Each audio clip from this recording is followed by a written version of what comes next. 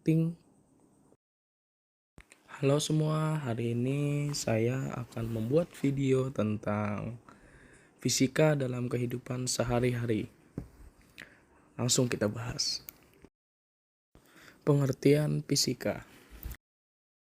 Fisika adalah sains atau ilmu alam yang mempelajari materi beserta gerak dan perilakunya dalam lingkup ruang dan waktu, bersamaan dengan konsep yang berkaitan seperti energi dan gaya. Sebagai salah satu ilmu sains paling dasar, tujuan utama fisika adalah memahami bagaimana alam semesta bekerja. Hakikat fisika.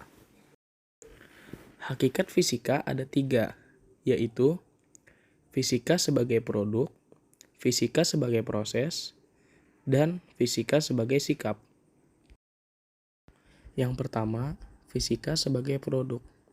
Fisika sebagai produk adalah sekumpulan pengetahuan hasil mempelajari ilmu fisika.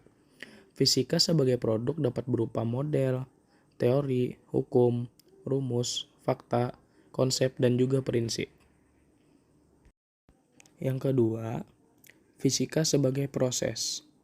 Fisika sebagai proses adalah proses yang berupa langkah-langkah. Langkah-langkah tersebut harus diambil ketika melakukan penelitian.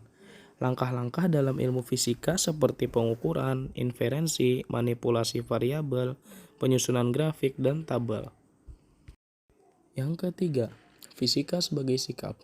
Fisika sebagai sikap yaitu suatu gambaran sikap ilmiah dalam melakukan penelitian dan menemukan suatu pengetahuan atau konsep. Contoh fisika sebagai sikap antara lain, rasa ingin tahu yang tinggi terhadap fenomena yang muncul di sekitar, membuktikan sendiri benar atau tidaknya sebuah kesimpulan, tidak mudah menyerah dalam melakukan proses ilmiah.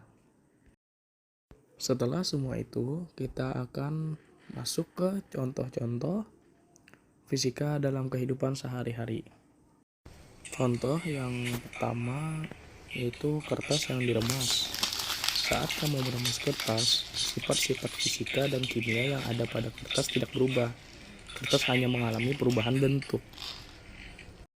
Contoh yang kedua, air menjadi es batu.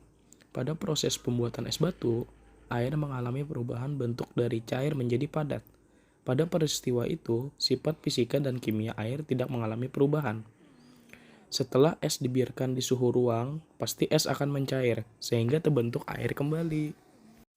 Contoh yang ketiga adalah gula dilarutkan ke dalam air.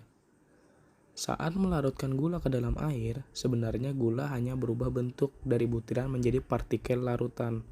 Namun demikian, gula masih bisa dibentuk kembali melalui beberapa tahapan dengan bantuan alat tertentu.